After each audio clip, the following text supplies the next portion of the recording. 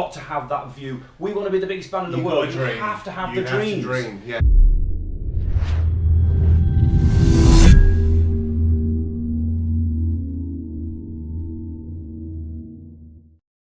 Hi and welcome to The Wire, Lightning in a Bottle's regular discussion programme to talk about all things to do with the music business and our ethos with regard to how we see today's modern industry and how we hope to survive it as a musician and in a band, etc. We've got our tea, our coffee. It's a beautiful day outside. I think we're at the beginning of the whole Lightning in a Bottle process now, aren't we? So we thought we'd kick off the discussion today with something that is really, really central, I think, to how we feel this whole world that we exist in, this music business world, how you should navigate it, and that's the fun of being in a band and the fun of creating music. Having fun with music, I think it's getting a bit lost. If I look back, at the 90s when I was in the band, I was in your classic sort of pub band, and I was a fan of your band, the Angels. So we'd see you guys, we'd buy the albums, and we'd always sort of look up and go, oh, that must be brilliant to be doing that. Yeah. But we'd never actually truly believe that we could actually challenge the industry to get further, because when you compared the tape recordings that we'd make in rehearsal, or when we got lucky we got into the studio and did a demo, you'd compare the two and it's chalk and cheese. Yeah, totally. But we'd still look at you guys and that would be amazing, but it would never cross our minds. And you'd never cross your mind that you could get there. We could get there. We could get there because we didn't know how to. We didn't know how to connect with people. So whilst you might think about that and go, well, that's sort of setting your boundaries, I look at it more as a reality check, and that's something I think that's got lost. And so we never had this thing that nowadays bands have, to have this whole cloud hanging over your head, the pressure. It was always fun. We'd get into, we'd rehearse and we'd jam out the songs and write new songs or cover originals, and it would always be fun, and it would be something that I'd look forward to, as opposed to maybe in the modern day, bands actually might dread going to rehearsals because of the possible conflict. So I mean, going back to us being a pub band, looking at you guys, thinking, well, they're sorted, it's all brilliant, but I guess it wasn't always. Well, no, of course not. I mean, it's interesting. You talk about when you were younger. I mean, actually, I think some of the most enjoyable times for me, and when we really had fun in the band, was before we ever got involved in a record label. Before we ever got involved with managers or anything like that. I mean, because the purity of being together as friends. Specifically in the case of the Little Angels, we all came out of school. I knew Mark Plunkett from when we were 8 years old. And we literally grew up together.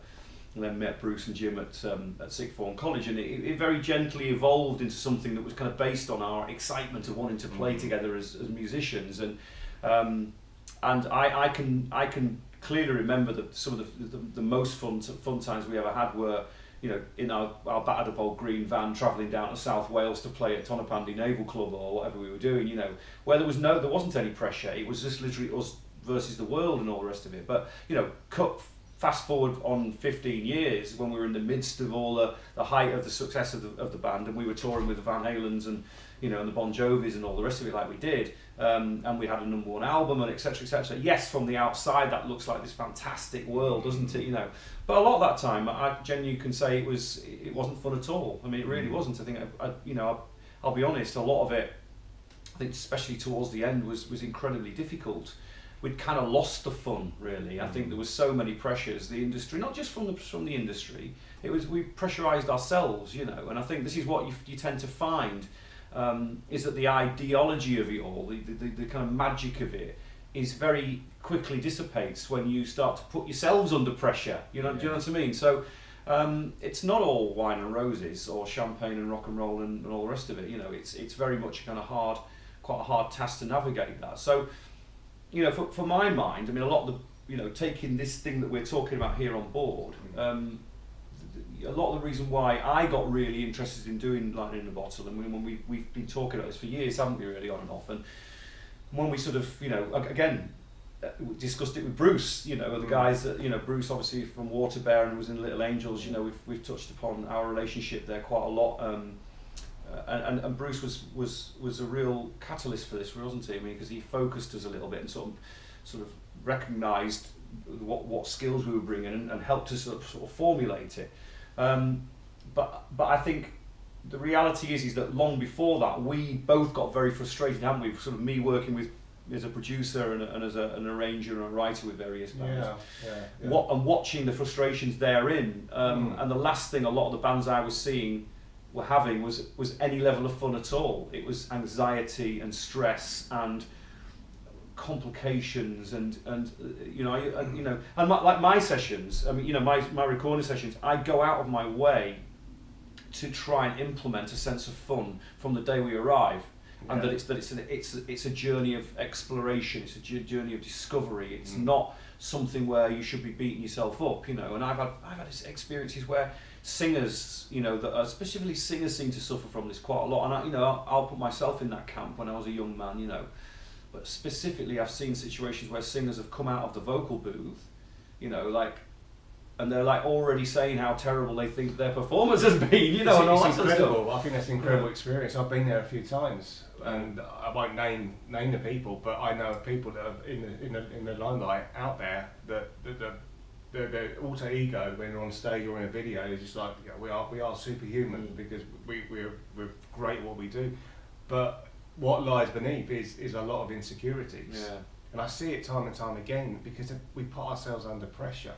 And I think that's squarely to blame with social media, digital technology. There's definitely a lot of it, is that? There's a lot there. And I think if you can find a way to use social media and technology to enhance your life, don't I use this term quite a lot, don't let it hijack your life. No, good point, yes. So it's about finding a balance of using social media to help promote your band and whatnot, but also at the same time take a deep breath, take a step back and go in the garden, get some fresh air and just try and get back to the basics of why did you want to get into a band in the first place? That's a really, really good question, actually. I think this is really central. It's one of the central thematics for us, isn't it, really? And it really, all of these little roads all come back to the same thing, isn't it?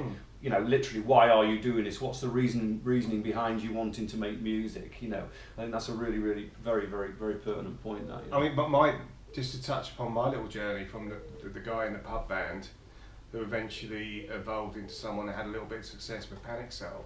I sort of experienced on a different level what you guys were doing, and so we would be on TV, on radio, and magazines, and we go and play shows and whatnot, and sometimes when we do headline shows, some of the support bands would come up to us afterwards and have a chat and just ask some advice and whatnot.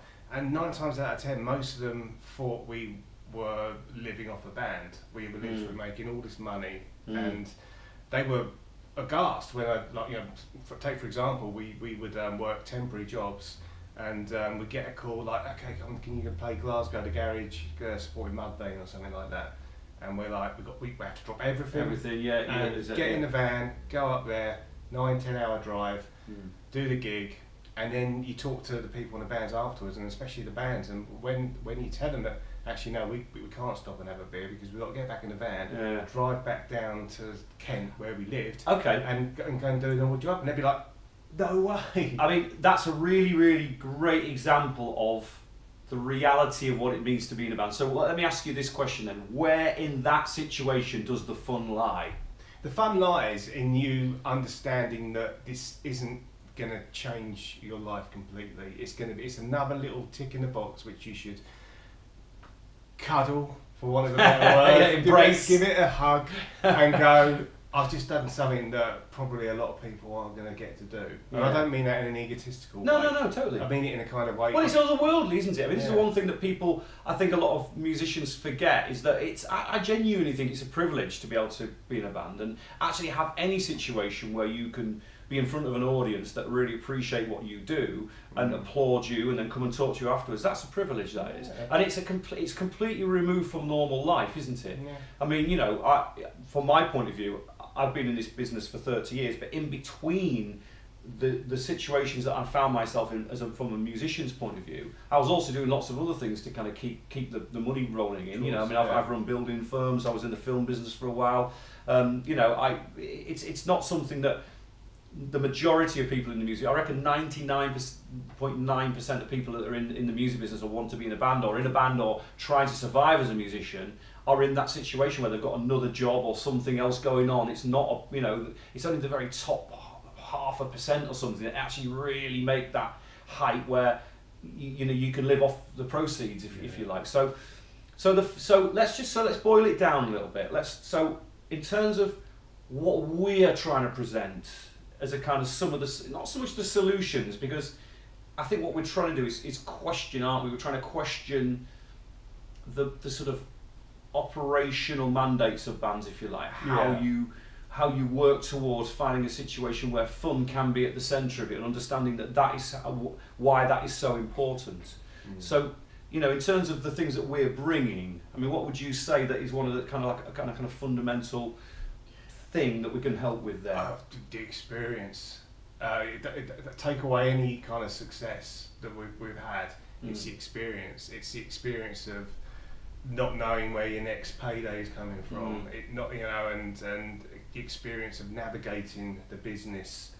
I think that's the core thing here, is the experience and giving that that level and handing it over to someone so that they can know what to expect. I think that's a core thing. So not overestimating. Not overestimating, not underestimating. It's fine. I think it's navigation. Bring in a navigation. But what I mean was, just to qualify what I was saying there, rather than sort of having, because what you do need to have, this is without fear of contradiction. You have to have that sense of the magical about being in a band, don't you? You've got to have that view. We want to be the biggest band in the world. You have to have the dreams. To dream. Yeah, I completely agree. So it's about holding on to the dream. Enjoying the fun of that, the possibility, the possibility of getting there. That's full of fun. That's why we want to write our songs, isn't it? Yeah. Surely we've got something to say, and we'll touch upon that later in other discussions. This whole something to say thing, but in terms of the fun element, it's about holding on to that desire, isn't it? Absolutely. Right? But also managing expectation within the ranks, understanding that it's not something that's going to happen quickly unless you are very, very, very, very lucky, and or your plan is so good that you've got a trajectory that is helped by the very nature of the fact the art is so fantastic, etc., etc. But most of us will be in an environment, and I count myself in, I'm sure you did as well, where you struggle for the first several years to get any sense of where you're going to go. And it's about trying to maintain the fun level within that period, really, isn't it? Trying to hold on to that. Keep the dream. So I would say it's the band. It all comes back to the band and the members understanding each other, understanding we've got different circumstances going on. And if you can understand yourselves and be a strong team, and appreciate that everything else outside of that, for the most part, it's going to be out of your control.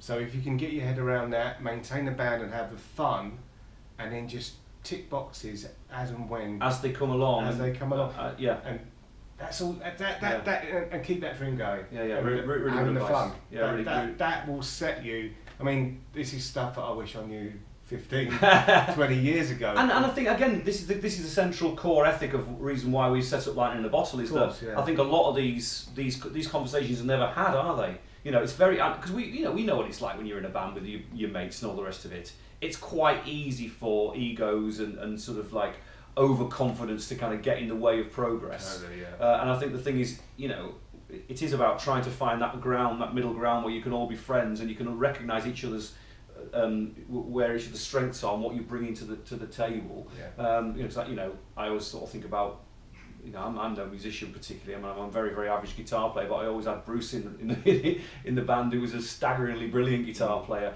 But Bruce couldn't sing, so I knew that he appreciated the fact that I was a singer. Do you know what I mean? So it's kind of, you'll bring something to the table. Yeah, and even though that's kind of a really obvious thing to say, I think it does get lost. I do think bands don't talk to each other enough. There's not enough conversation, not enough of communication about what your fears and it can get wrapped up in lots of other things that don't mean anything. It's almost like it's an elephant in the room.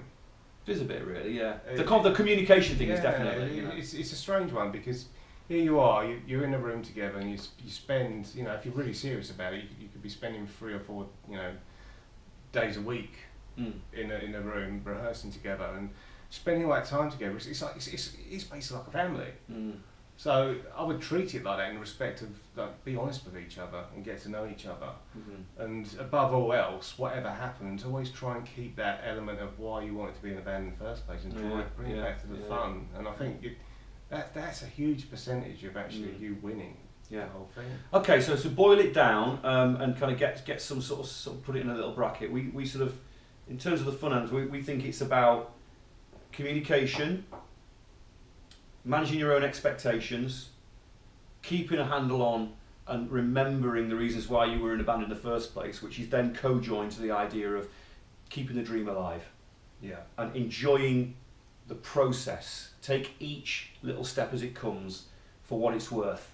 Don't think too far ahead, and just enjoy yourselves. And understand that there's a lot of this stuff out of your control, but if you do all what Toby's just highlighted there, then you're in a great position. Great stuff. Cool. If any of this is making any sense to you and you want to get in deeper with your music and find ways to survive and thrive, and get in touch. We offer consultations, workshops, mentoring, co-writing opportunities, production opportunities, lots of stuff. Check out the website and get in touch.